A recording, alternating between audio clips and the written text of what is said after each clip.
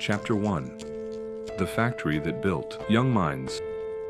What if I told you that one factory didn't just make toys, it built engineers, it shaped the imagination of an entire generation of children across America, and then it disappeared. Not slowly, not quietly, but in a way that left behind a question no one could fully answer. How does something so influential simply vanish? This is the story of a factory that once stood as a symbol of creativity and intelligence. A place where metal pieces, tiny screws, and simple tools became something much bigger than toys. They became ideas, dreams, possibilities. This is the story of the A.C. Gilbert Company. To understand how powerful this company once was, you have to go back to a time when toys were very different. Early 1900s America. Factories were rising, industries were expanding, and the idea of childhood was beginning to change. Toys were no longer just simple objects for passing time. They were becoming tools for learning, for creativity, for imagination. But most toys at that time were still basic. Wooden figures, simple mechanical items, nothing that truly challenged the mind, nothing that made a child think like an inventor. And that's where everything began to change. Because behind this company was a man who didn't see toys the way others did. Alfred Carlton Gilbert. He wasn't just a businessman, he was an inventor, an athlete, a thinker, someone who believed that play could be more than entertainment. He believed it could be education, that a child could learn real-world skills simply by building something with their own hands. And from that belief came an idea so simple, yet so powerful, that it would change the toy industry forever. Instead of giving children finished toys, why not give them the tools to create their own? Why not let them build, experiment, fail, and try again? This idea led to the creation of one of the most iconic toys in American history, the Erector Set, a construction toy made of metal beams, nuts, bolts, and small motors. At first glance it seemed simple, just pieces of metal, but in the hands of a child it became something else entirely. Bridges, cranes, buildings, machines, anything they could imagine, they could build. And for the first time, children were not just playing, they were thinking, learning, creating. The Erector Set quickly became more than just a toy. It became a movement. Parents saw its value, teachers recognized its potential, and children were fascinated by it because it gave them something no other toy could. Control, the ability to take an idea from their mind and turn it into something real. Inside the factories of the A.C. Gilbert Company, production began to grow. What started as a small idea quickly turned into a massive operation. Machines worked continuously. Workers assembled parts with precision. Boxes were packed and shipped across the country. The demand was increasing and the company struggled to keep up. But this wasn't just about business, it was about influence, because with every box that left the factory, another child received the chance to build something, to think differently, to see the world not just as it was, but as it could be. The timing of this innovation was also important. America was entering a period of rapid industrial growth. Engineering was becoming more important than ever, and suddenly a toy was preparing children for that future.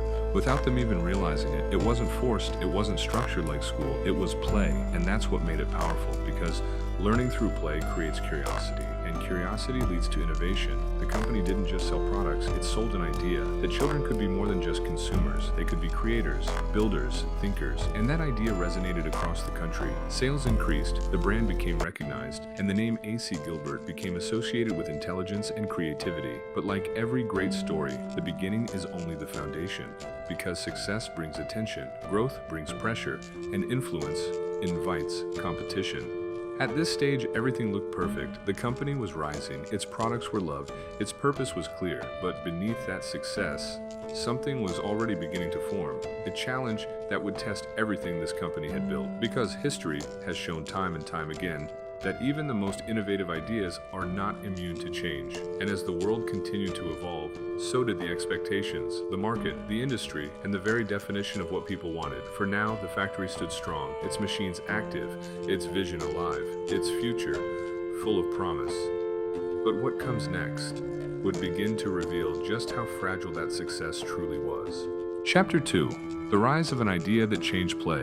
As the early success of the A.C. Gilbert Company began to spread across the United States, something unusual started to happen. This was no longer just a toy company, it was becoming a movement. The Erector Set was not like anything people had seen before. It didn't come fully built. It didn't tell children exactly what to do. Instead, it gave them freedom. And that freedom was powerful, because for the first time, children were not limited by what a toy was. They were only limited by what they could imagine. Inside homes across America, something new was unfolding. building. Children sat on the floor surrounded by small metal pieces, nuts, bolts, beams, tiny motors. What looked like a simple collection of parts slowly turned into something extraordinary. A bridge, a crane, a moving machine. Each creation was different, each one unique, and with every build something deeper was happening. They were learning. Without realizing it, they were understanding balance, structure, movement, and problem solving, concepts that would later define engineers and inventors. But here, they were simply playing. The timing of this innovation could not have been better. America was entering a period where technology and engineering were becoming increasingly important. Factories were expanding, cities were growing, infrastructure was developing, and suddenly a toy was preparing the next generation for that future. This made the product valuable not just to children, but to parents as well, because it offered something rare, entertainment with purpose, learning without pressure. And that combination drove demand. Inside the factories, production began to accelerate, machines operated longer, workers moved faster, the scale of operations expanded. What had once been a growing company was now becoming a major manufacturer. Boxes of Erector Sets were shipped across the country. Railroads carried them from factories to cities. Stores displayed them in windows. Advertisements promoted them as more than toys. They were presented as tools for building the future, and people believed it. The brand identity of the company strengthened. The name A.C. Gilbert became associated with intelligence, with creativity, with innovation. This was not accidental. It was the result of a clear vision, a belief that had been turned into reality through execution. But growth also brought new challenges. As demand increased, so did expectations. Customers wanted more pieces, more complex designs, more possibilities, and the company responded. New versions of the Erector Set were introduced, larger kits, more advanced components, improved instructions. Each update made the product more powerful, more engaging, and more valuable. The company also expanded its product line. While the Erector Set remained the core, other toys were introduced. Science kits, educational tools, products designed to inspire curiosity and learning. This expansion strengthened the company's position in the market. It was no longer dependent on a single product. It had become a broader brand, a leader in educational toys. At the same time, competition began to notice. Other companies saw the success of the idea, and they wanted to replicate it. Similar toys started to appear. Different brands, different designs, but the original still held an advantage: reputation. Because being first matters. And the A.C. Gilbert Company had already established trust. Parents recognized the name, children wanted the original, and that loyalty helped maintain its position. Inside the factories, the pace of work continued to increase. Production lines expanded, more workers were hired, the environment became more dynamic, more intense, but also more purposeful, because everyone understood that they were part of something important. This was not just about manufacturing products, it was about shaping ideas, inspiring minds, and contributing to something larger than the factory itself. From the outside, the company appeared unstoppable. Sales were strong, demand was consistent, the brand was respected, and the future looked promising.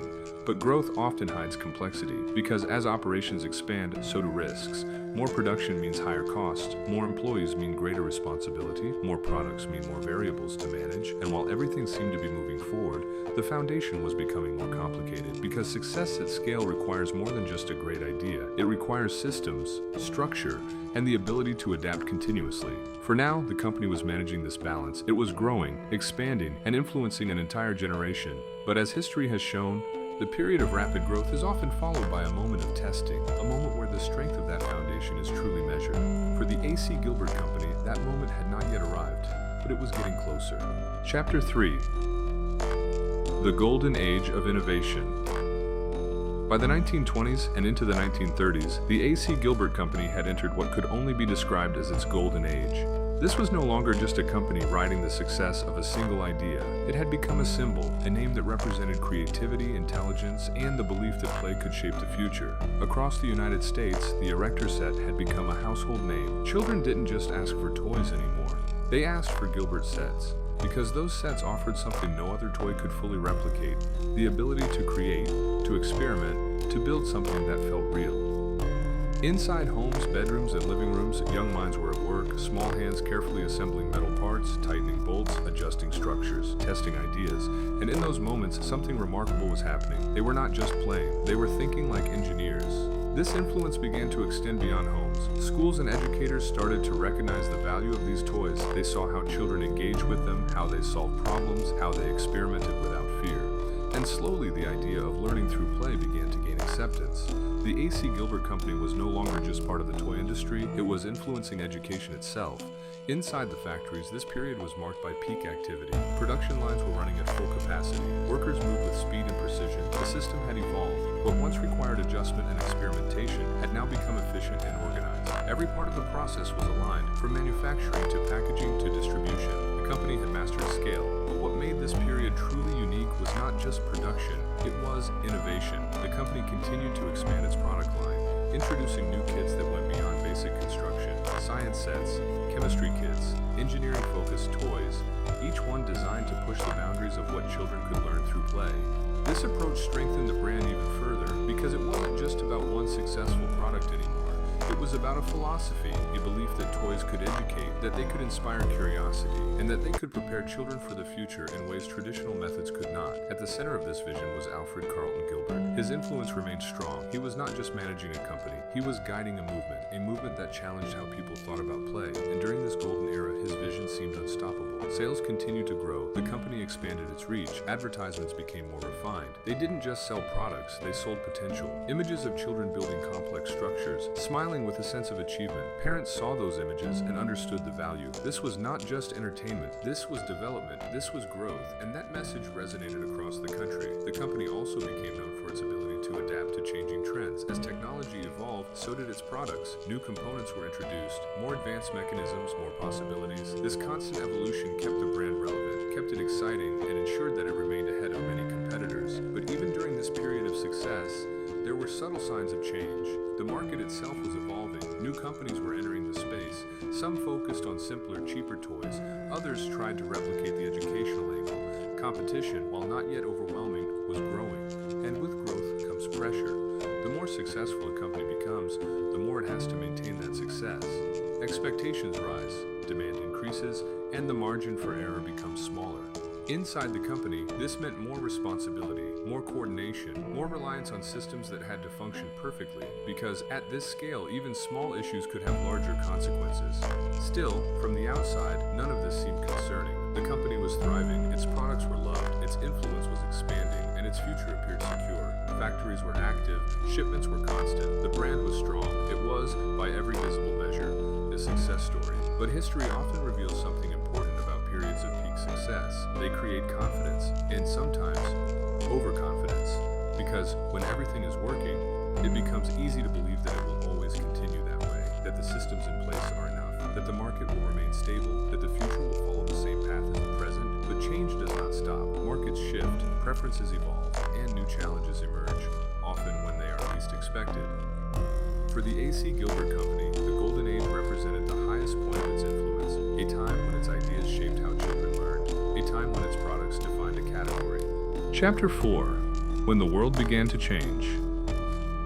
At the height of its success, the A.C. Gilbert Company seemed perfectly aligned with the world around it. Its products were innovative, its message was powerful, and its influence reached millions of children across the United States. From the outside, everything appeared stable, even unstoppable. But beyond the walls of its factories, the world was beginning to change, and those changes would soon challenge everything the company had built. The late 1930s and 1940s brought a shift unlike anything before. Global tensions increased, industries were redirected, and priorities began to change. With the arrival of World War II, manufacturing across the United States took on a new role. Factories that once produced consumer goods were now expected to support the war effort. Production lines were repurposed, materials were redirected, and companies had to adapt quickly to a new reality. For the A.C. Gilbert Company, this created a moment of uncertainty because its identity had always been tied to toys, to creativity, to childhood. But now, the nation required something different: support, resources, efficiency, and contribution to a larger cause.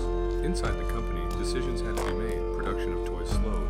In some cases, it stopped entirely. Factories that once produced Erector Sets began to shift toward manufacturing items needed for the war. The environment changed, the purpose changed, and the rhythm of the company shifted with it.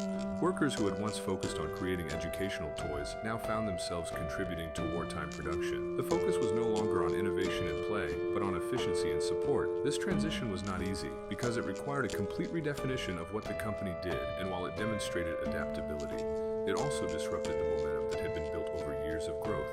During this time, something else began to change: the market itself. Because while the war affected production, it also affected people. Families adjusted their priorities, spending habits changed, and the demand for toys was no longer what it had once been.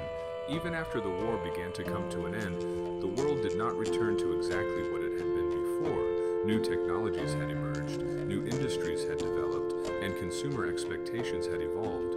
For the A.C. Gilbert Company, this meant that simply restarting production was not enough. The environment it had once thrived in had changed. As the company moved into the post-war years, it attempted to regain its position. Production resumed, products returned to the market, and the brand still carried recognition. But something was different. The connection with the audience was no longer as strong because the market had become more competitive. New companies had entered the space, offering different types of toys, often simpler, often cheaper, and designed for quick entertainment rather than deep engagement. This shift presented a challenge because the core strength of Gilbert products was depth, complexity, learning. But now, many consumers were looking for convenience, ease, and affordability. This created a disconnect. The company's identity remained rooted in its original philosophy, but the market was moving in a different direction. Inside the factories, this shift began to show. Production continued, but demand was less predictable. Sales fluctuated, and the certainty that had once defined operations began to weaken. Efforts were made to adapt, new products were introduced, designs were updated, but adapting to a changing market is not always immediate. It requires understanding, timing, and sometimes compromise. For a company built on strong principles, compromise can be difficult because changing too much risks losing identity, but changing too little risks losing relevance. This balance became increasingly difficult to maintain. At the same time, the cost of maintaining production remained high.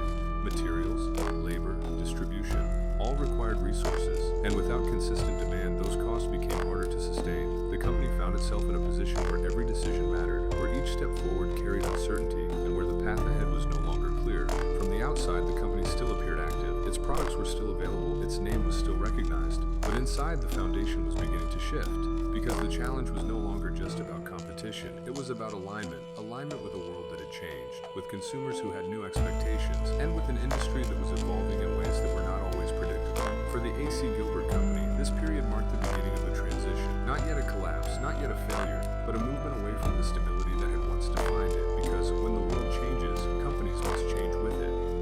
Chapter 5. The Fall of a Brilliant Idea. By the early 1950s, the position of the A.C. Gilbert Company had begun to change in a way that was no longer subtle. What had once been small challenges were now becoming visible problems, and what had once felt temporary with CC was starting to feel permanent. The company that had once defined an entire category of toys was now struggling to maintain its place within it. The market had changed, and it had changed quickly. New types of toys were emerging, bright, simple, easy to use, designed for immediate entertainment rather than long-term engagement. These toys required less effort, less patience, and less time to enjoy. For many children, this made them more appealing. Because the experience was instant, there was no need to build, no need to plan, no need to experiment, just open and play. For the A.C. Gilbert Company, this shift created a serious challenge. Because its products were built on the opposite idea, they required time, effort, focus. They were not designed for quick satisfaction, they were designed for deep engagement. And while that had once been their greatest strength, it was now becoming a limitation. Inside the company, the impact was becoming clear. Sales were declining, not suddenly, but steadily. Each year, the numbers showed a gradual drop, and with that drop came pressure.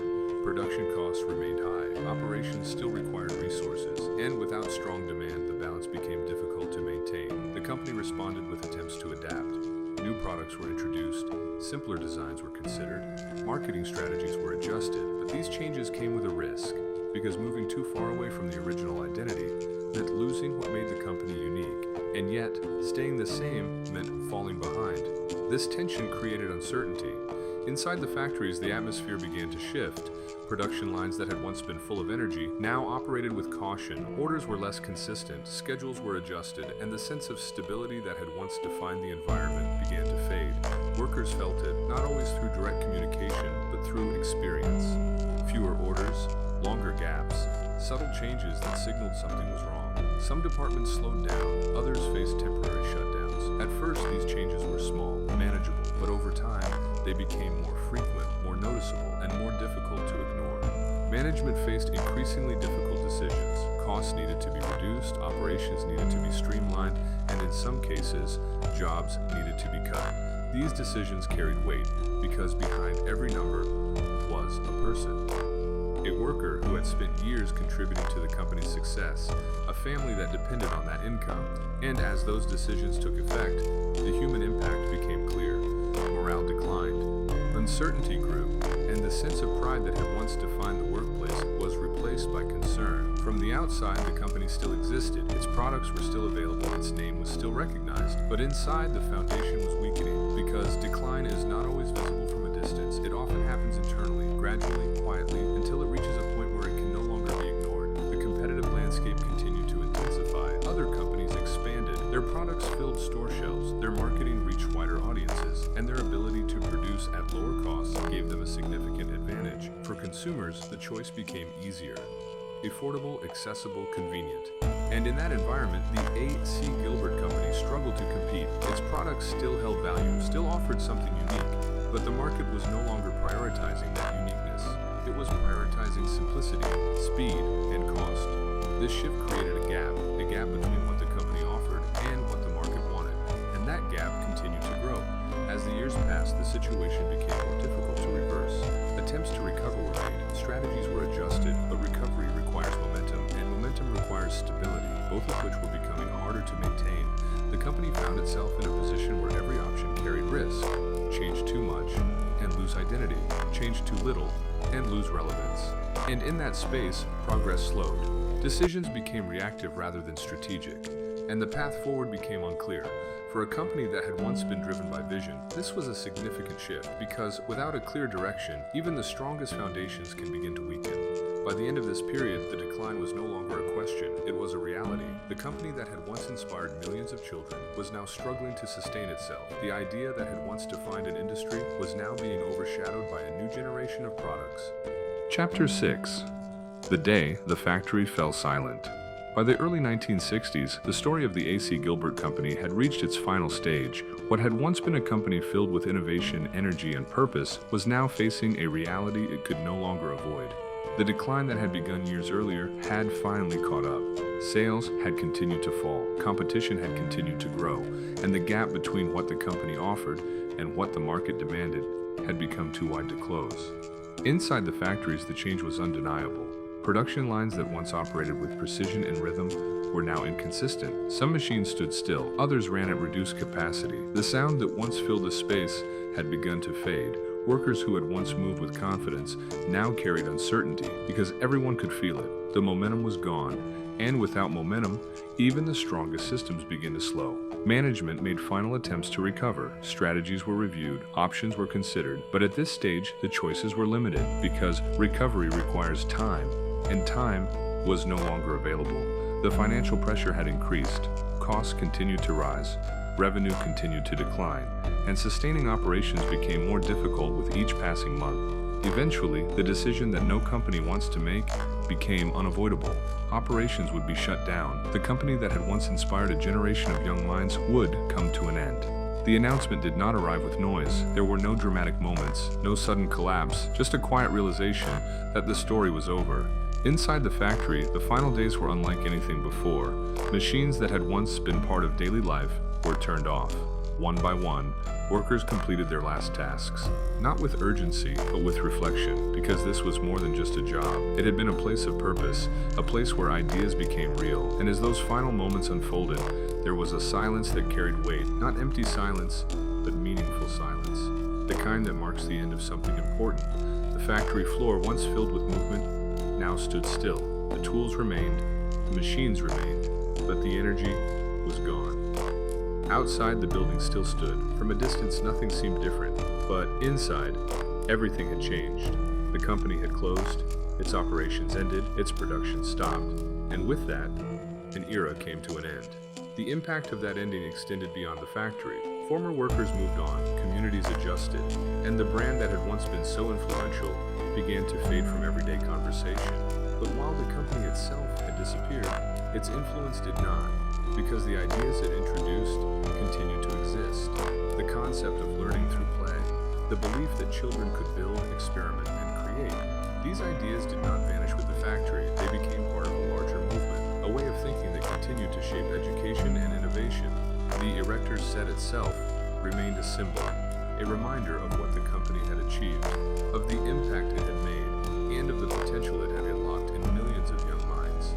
In many ways, the legacy of the A.C. Gilbert Company was never about the factory, or the machines, or even the products. It was about the idea, an idea that changed how people thought about play and how they understood learning. But history often remembers both sides of a story, the rise and the fall, because while success shows what is possible, failure shows what is fragile. The A.C. Gilbert Company had reached incredible heights. It had influenced a generation, built a powerful identity, and created something truly unique. But it had also faced the reality of change, a market that evolved, a world that shifted, and a system that could not fully adapt. And in that combination, its story came to an end. Today, the factory may no longer operate, the machines may no longer run, and the company may no longer exist, but its story remains, a story of innovation, of growth, of challenge, and of an ending that reminds us that even the most brilliant ideas must continue to evolve or risk being left behind. These are my final words on this factory, and this is where its story ends.